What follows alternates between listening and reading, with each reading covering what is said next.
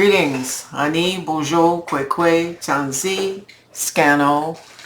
Hi, it's Catherine and Brian from Moonstarlodge in South Central Ontario, bringing you our Indigenous perspective on all things to do with the paranormal and spirituality, art, education, and the dream time.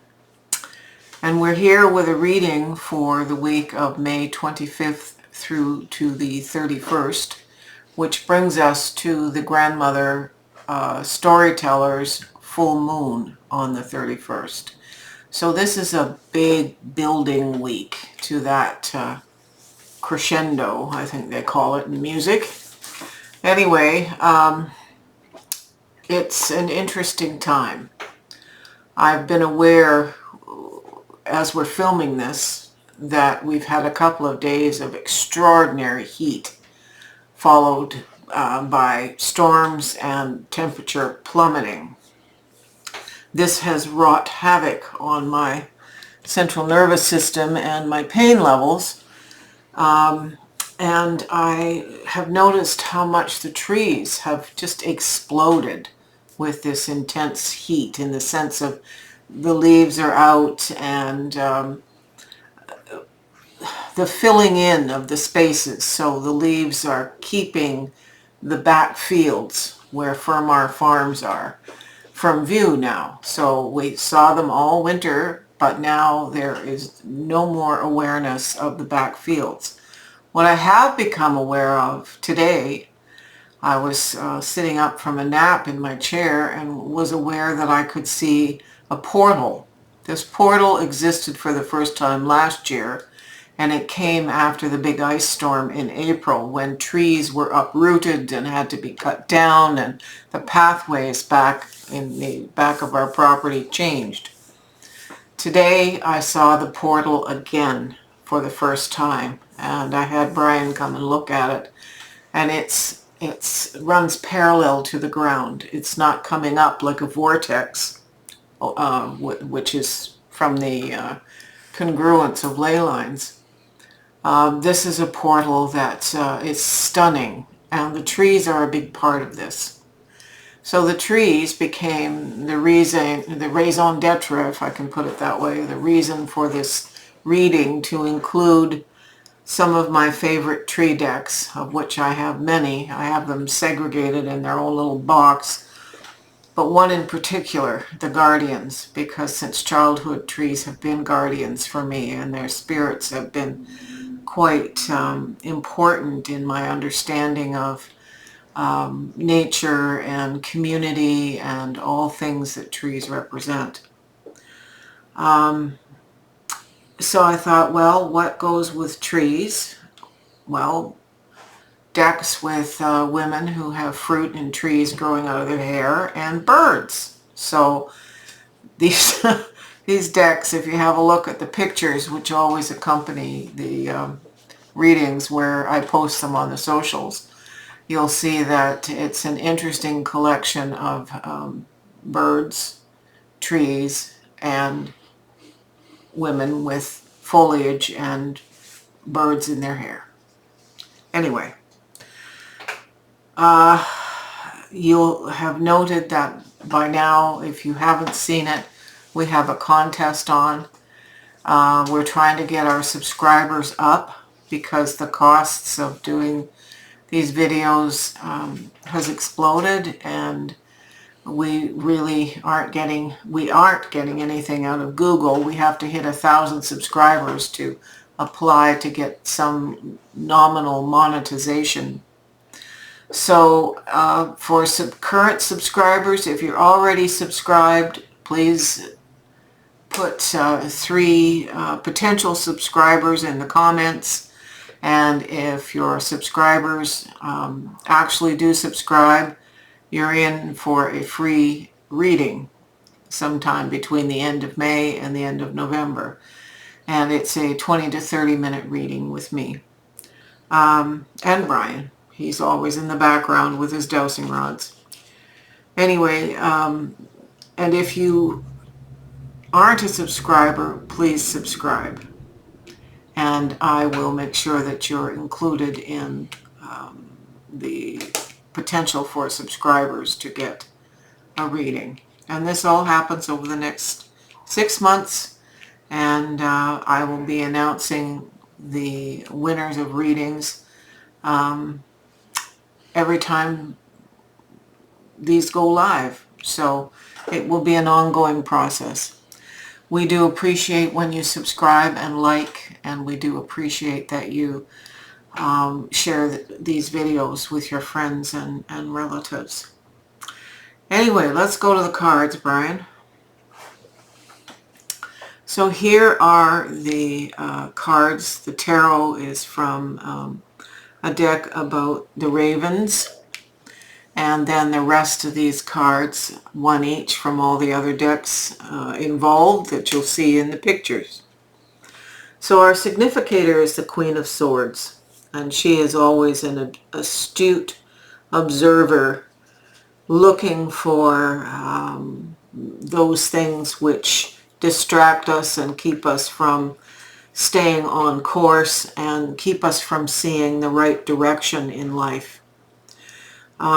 She doesn't take any guff and suffers no fools. So this archetype is fabulous for this particular week coming up, in as much as we have a full moon at the end of it. And it's clarified by the Three of Pentacles. And what does that mean? It means that collective group work, very practical physical work from this earth dimension, the dimension we live in, collective energies are going to help us with this endeavor that the Queen is helping us to analyze. So this is win-win. It's not something one has to do alone, and it's something that's going to affect the collective, and it's something that's going to benefit the collective. So this is a very positive beginning to this week. It's followed by the Star, hopes and dreams and a light in the dark helping to light the way. The Queen is looking right at the Star card. She's helping us to stay clearly on this new path. And the Ancestor card, which I normally have in this position, was purposely put here. I went directly to this card for this and then realized, oops, where's my Ancestor card? And then my guide just said, keep going, it's just fine.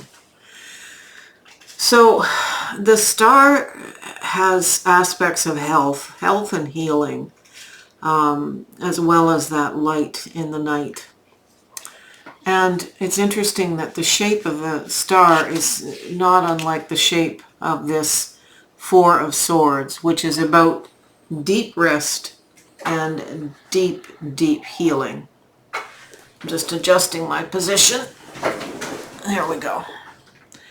So part of what's going to allow us to maintain the crystal clear focus of the Queen and to be able to work collectively in this dimension with our time and our labors and our capacity for new foundation is to make sure that we rest.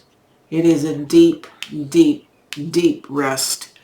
And that's important. I don't know how many times I've got this card in the past few months. The Ace of Pentacles is next. So we have a new beginning in this earthly domain. New things are incubating in terms of money, family, life, work, where we live, what we do, finances, all those things. So new things are incubating. And again, the Queen's looking right here.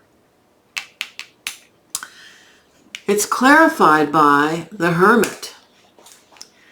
Now, the Hermit card sits nicely or works nicely with this deep rest. The hermit has pulled away and always does, seeking their own counsel to gather wisdom.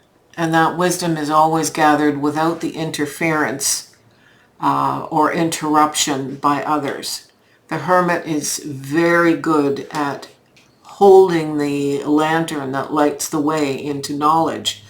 Very much like the star is what lights the way into health and healing and new endeavors.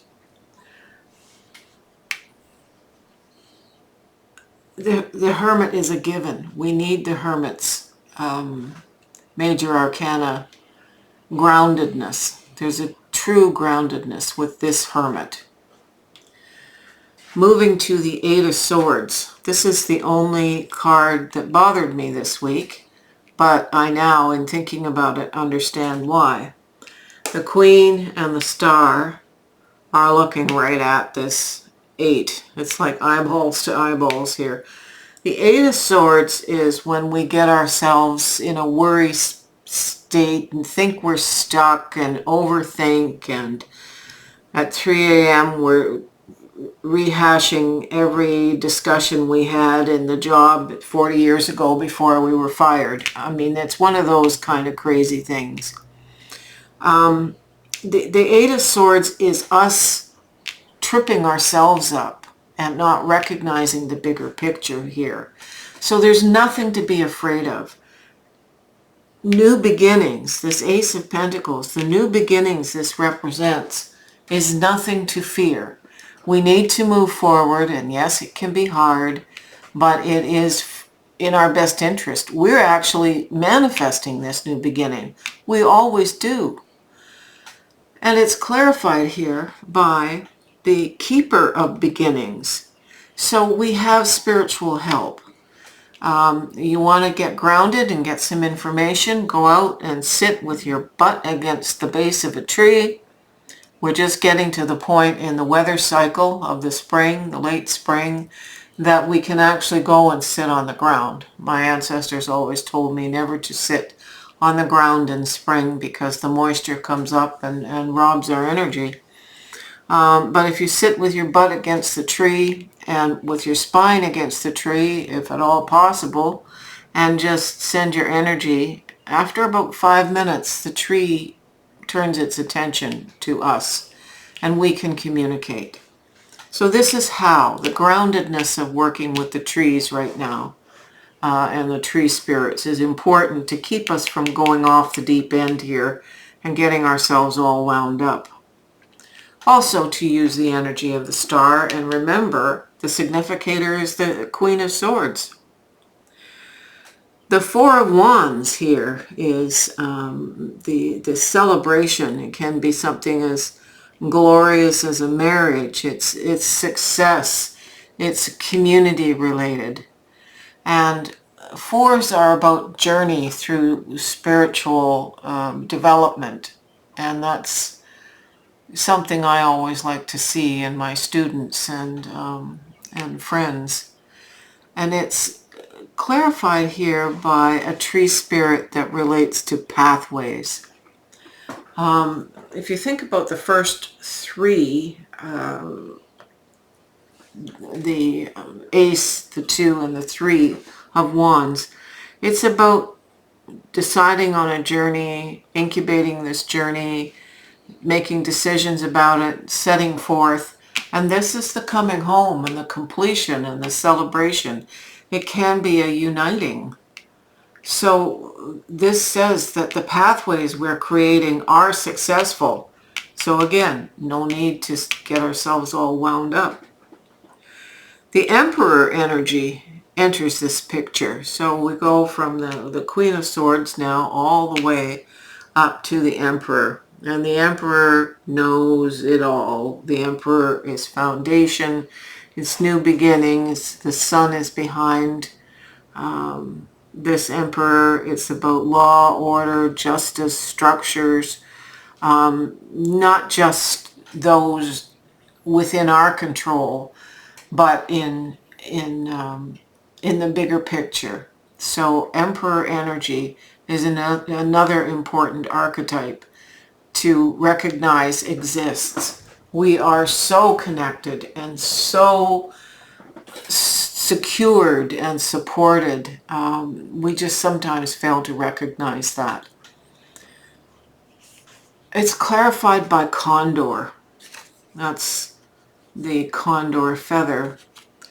Hold the highest vision for your life. You now possess the ability to move past any hurdles. So condor is the flyer, the totem with the emperor energy. That's just quite profound. Finally, at the end of the week, the Nine of Pentacles. We have everything we need. There is nothing lacking in life. We can sit back and enjoy that we've come to the end of a cycle where we start early in the reading with the Ace of Pentacles, and we're going to see success with the Nine of Pentacles very soon. So this isn't a long, drawn-out enterprise here. And the final card clarifying this Nine of Pentacles is counsel. It's group, meeting, it's advisors. It's up to us whether we continue to seek the energy of advisors or counsels, or if we join the advisors and the counsels, because we have this Emperor energy and this Queen of Swords energy and this Star energy. We need to look at ourselves with fresh eyes sometimes and recognize just what we've learned and what we can pass on, in light of the fact that by the end of this week, we are in this storyteller. You can flip the camera, Brian. Storyteller in the teachings of Jamie Sams talks about how we function as teachers, that we don't point fingers, that we don't shame people for not knowing information, that we use humor and joy and love of learning to help people learn things they need to learn about all sorts of stuff. But she has the other side of that coin, which is the story that we've built around ourselves as protection, particularly if we go back in our minds to ancient wounds and ancient victimization and events which we replay over and over again. That's not doing anything but cementing the damage in our own DNA. So this is about reframing our story and thanking ourselves for having had the courage to make the experience happen, and now it no longer exists, which is a very Buddhist way of looking at it.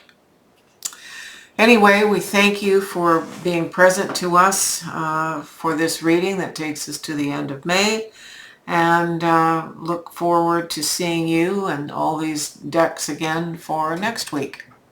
Aho.